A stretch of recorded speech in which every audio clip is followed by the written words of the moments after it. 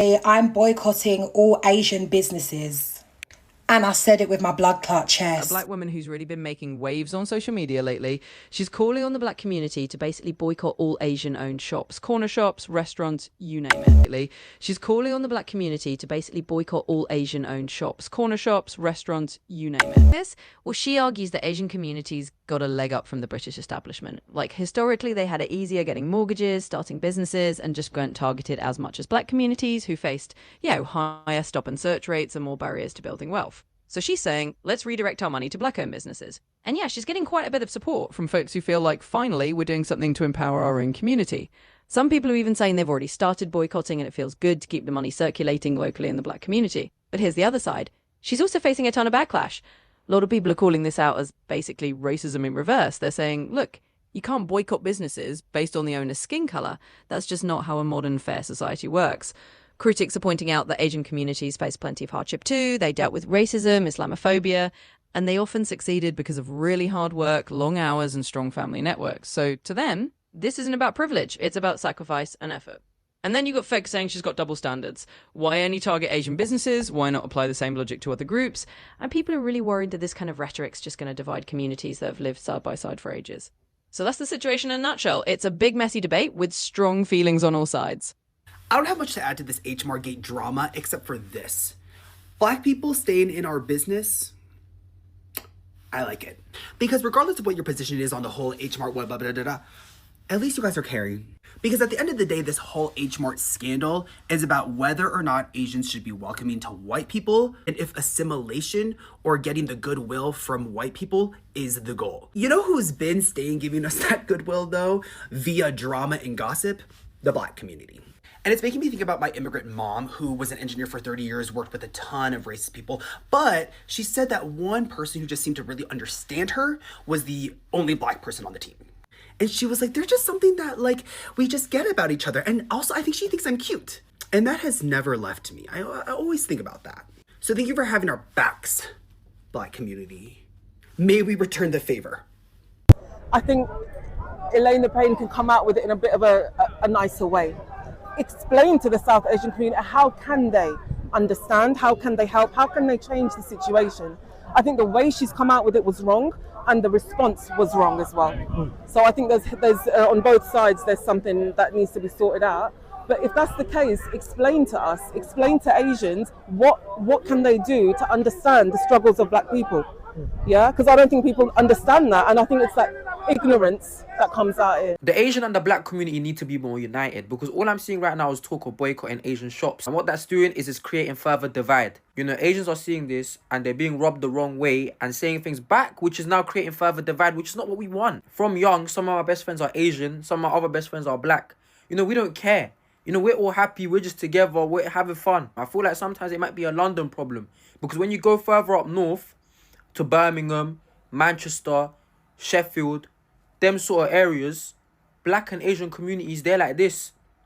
They're tight, they're united. And you know, you'd see a Jamaican man in a Pakistani shop and you see the Pakistani man in a Jamaican shop. But at the end of the day, we're all ethnic minorities. You know, our communities might be different and we might go through different struggles, but we share some of the same struggles.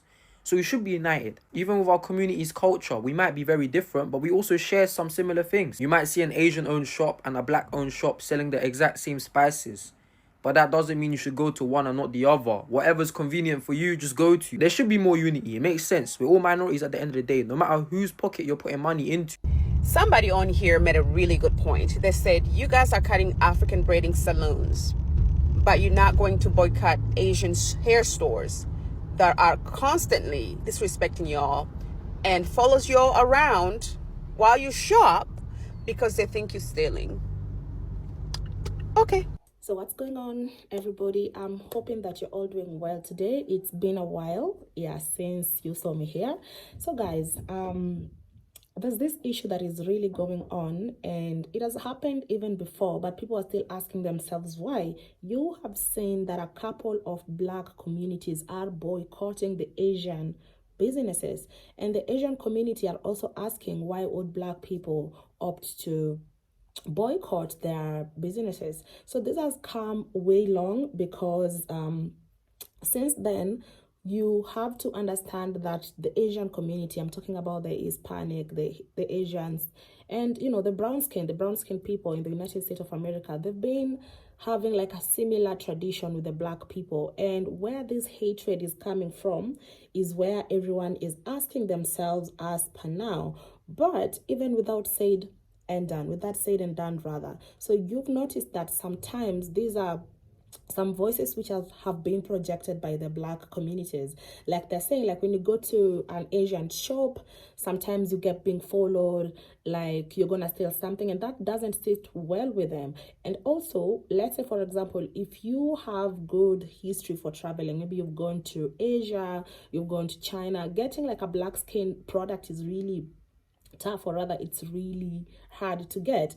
And those are some of the things that the community wasn't looking into, because if you are going to be selling a product, it need to suit the benefits of each and every person, because at this particular time we're looking into a broader community that is going to be using your product. But that one doesn't happen with most of the shops that are Asian owned rather. And also when you get to the shop and you're looking for something, let's say for example, even the braids, you want to braid your hair, they don't know how to do it, they don't have the right product. So either maybe you're going to use the product and it's going to damage your hair, or maybe it's just not going to work at all.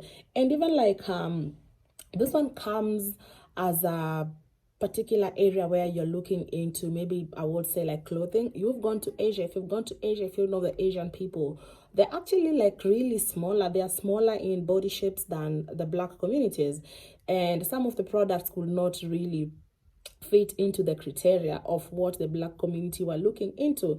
And then now, if we look at it on the political side as well, if you look at it on the political side, then also you would realize that most of the time the black community would come for them. They would support the Hispanic people. They would vote for them. But that is not what happened if you have been following closely about the American politics and all that.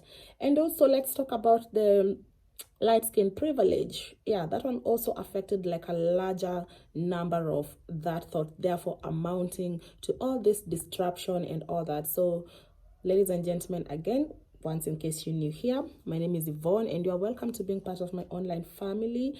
Please guys, remember to subscribe. That is the only way you can support me to be bringing you such content. And also leave your comment down below so that we can discuss and know what you feel, or rather what you think about this particular issue. Until next time.